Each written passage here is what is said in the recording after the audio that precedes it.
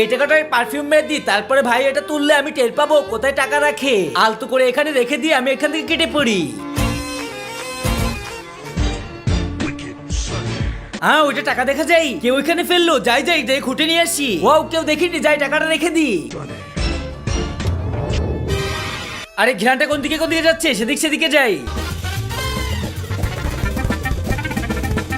এই ওয়ার্ড্রপ থেকে আসতেছে মনে হচ্ছে।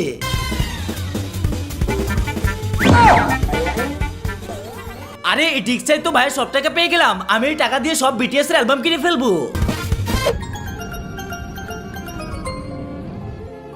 ভাই এ কি করতেছিস?